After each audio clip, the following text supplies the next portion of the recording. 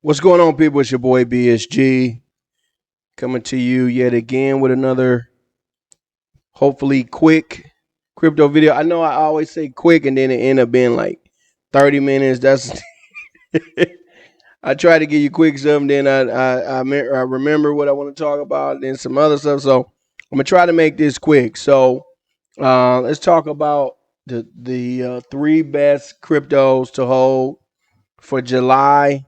Before I get into that, I want to review one of the cryptos that I talked about last time, and that's Monero. And I mentioned, the potential that they have. You see that they have grown over the last month. They have. I do believe that there obviously people going to be interested in it because of what it provides. However, I do have to say, after I did that video, I went to like try to get some information and try to see what wallets they might be using and things like that. And the community, there's no other way to say it. They were just terrible, just absolutely terrible.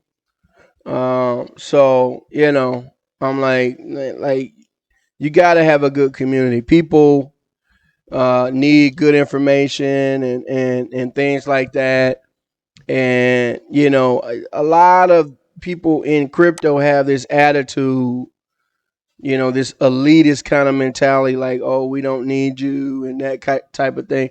And that's not going to get you anywhere. So if you're a Monero supporter and you're listening, you guys need to clean that up. And also, which is no different than what it was a few years ago. I never liked their documentation and things like that. It always made it seem like it was too hard. People don't want hard. People don't want easy. At the end of the day, as much as people will say they care about technology, they really care about ease of use. And if people have to do a lot or it seems daunting or something like that, they're not going to do it. They're just not going to do it. You know what I mean? So something to think about. So Monero is not going to make the list for this month. Based on that. Again, I do think that the product is great, but they have a long way to go in terms of the things that I just talked about. All right. So let's talk about the three best to hold for July. I'm going to start obviously with Bitcoin. Okay. Bitcoin, Bitcoin, Bitcoin. Listen, you don't really have to do anything else. Right. And if we look at where Bitcoin has grown over the month, Bitcoin was 26,400, 500 something last month. And now on a down day, we're sitting at 30,000. For those of you who are saying crypto was dead, crypto was a scam, right? This is up more than 10%, 15% in a month. Okay. And if you're conservative and you like, oh, I'm just going to invest in the S&P 500, over the last month, the S&P 500 is up 2%. And year to date, they're up 14%. Okay. Bitcoin is up. I wonder if they'll do this. I didn't practice this, so if this messes up, my bad. But I wonder if they're gonna show the monthly thing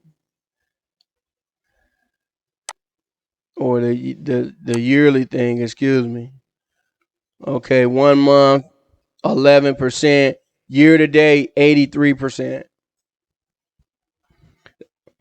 Okay, that's what you call a a easy decision, right? 5 years, 350%. All time, forget about it. Okay, but all crypto is bad. Crypto is stupid. Here's the proof right here. Okay, so of course we're gonna keep rocking with Bitcoin. That's really the best thing. The second thing to replace Monero, um, and I'm gonna put this on here reluctantly. only because, sometimes the Bitcoin transactions can get expensive. We have ordinals now. We have NFTs on Bitcoin now. So, that can kind of, clog the network sometime. But, there are alternatives, and Litecoin is one of those alternatives. I kind of feel the same way about Litecoin as I do Monero. The team, there's nobody developing Litecoin. They haven't been developing anything since it started. And I was there in the beginning. I remember Litecoin at $4, right? So, would like to see some more development there, but just from the standpoint of it being um, a cheaper network to use. Now, just full disclosure, the reason why the network is cheaper is because really nobody's using it. Okay, but it is there for you to use when Bitcoin gets clogged up, and it's available. It's on most exchanges. So, um, there hasn't been any development on the dollar, obviously. So, it works for what it works for. That's the bottom line, right? So as you can see, $88 this time last month, and now we're at 96. That's like 10%. So again, beating the S&P 500, that's good. And then finally, once again, 100. Okay, let's take a look at where 100 was a month ago. A month ago to the day, 100 was 1627, and now we're at 5,000 something. So that is a 209% gain in a month. Okay, it's not rocket science, y'all. You stay with the stuff that's going up, right? So Bitcoin is up a bunch over the S&P 500. Litecoin is up a little bit. This is up a lot. Okay, so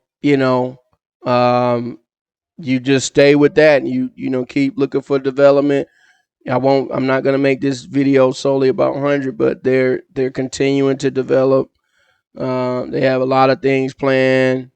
They're trying to get to a million market cap, which amazingly I can't believe they're not at yet. Where staking is gonna start, and then they're gonna have an airdrop. So what do you think that's gonna do to the price? Like once you hit a million, now you're gonna be able to stake and make a little money from that. You're gonna have airdrops, and those airdrops are gonna continue. You know what I'm saying? There's a lot of energy behind this, still unknown, but the people that are involved are very, very committed because they're bringing something to the table. For those of you who don't know, you buy 100, you have to wait at least 100 hours before you can sell it. And so all it does is it gives people a chance to look at what happens, in a 100-hour period when nobody sells. Because the reason why people don't like crypto, they don't know why they don't like it, but they don't like the up and down. Okay. The up and down, like you see this here, this is Litecoin. The reason why the up and down is happening is because people come to crypto to day trade, period. They want to day trade stocks, but they can't. So they come to crypto and they day trade. It's that simple. And 99% of the people that are day trading suck at it. But that doesn't stop them from continuing to do it. Right? So, people literally jump in and out of stuff like the same day. It's it's insane. Like if you believe in something, just hold it, right? But that's what happens. And so you'll get into something and all it takes is like one big person. Like what happened to Luna? A lot of people don't like crypto because of what happened with Luna. Okay. And what happened with Luna, my goodness, look at that. What happened with Luna was there was one person that held a bunch of uh, Luna and their stable coin, UST. Okay. And either on purpose or whatever the situation was, that person sold like a bunch, like 300 plus million worth at one time. And the way that Luna was designed, it sent shockwaves through their system because UST was backed by Luna, which was a really, really dumb idea. Um, so it made them dependent of each other. So when the price of Luna went down, the price of UST went down as well. And so it just created this cascading effect. One of the biggest mistakes that I made last year, and it was a mistake. I saw this uh, happening in real time, and the biggest mistake that I made was not shorting this. I watched it start falling from 65, and I'm like, man, I should probably short this, and I didn't, and then it went to 30, and then it went to 15, and at $5, I was still thinking about shorting it. And even at $5, you see where it is now. At $5, I would have made a bunch of money. Um, and I just didn't. I just didn't pull the trigger. I could have. I could have made a whole house shorting this. But I don't like the short stuff. But when you know that something's gonna happen, that's what it is. So, um, but typically that's what happens with certain cryptos. Now that can't happen with Bitcoin or one of the more established ones, right? But what 100 is saying is, look, and nobody can just get in and then just immediately get out. You're gonna have to wait. So if you saw somebody buy like $1 million worth of 100, what just happened here? Okay, that for sure ain't the price. I don't think. If you saw somebody, um, you know, um, like buy a bunch, right? They have to wait for 100 hours. So if you were concerned that, oh man, somebody bought $1 million worth of 100, if you were concerned that they were going to sell, if you wanted to, you could get out and you could sell before them. You know what I'm saying? So but it's so early.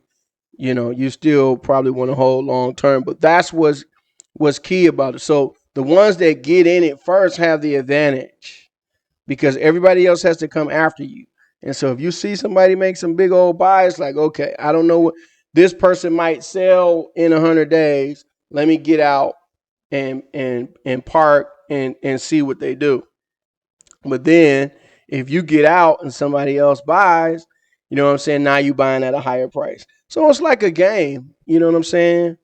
Um, but I'm not doing that. I'm just telling you that's how people can think. All I care about is nobody knows about this right now. It's not even at a million market cap, and you see these other ones are at billions market cap. If 100 gets to billions market cap, it's gonna make so many millionaires. It's ridiculous. So, I'm in it for the long haul. So anyway, those are the three. Bitcoin, keep doing this thing. Litecoin as an alternative to Bitcoin just for transactions and stuff like that.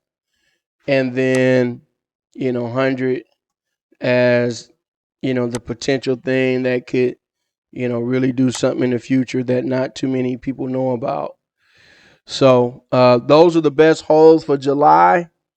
If I have any more information, I'll make another video.